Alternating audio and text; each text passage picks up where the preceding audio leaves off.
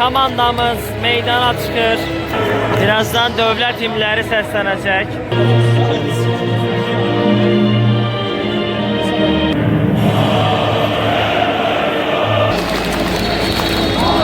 Macar futbolçuların toxunuşu ilə oyun başladı. Millimizə uğurlar arzuluyuruq. Gol! Gol! 2-0 oldu, 2-0.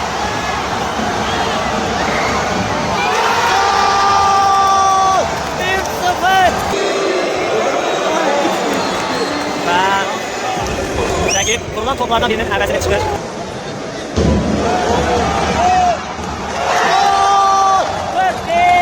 Hesab 4-2 olur və final fiti səsləndi.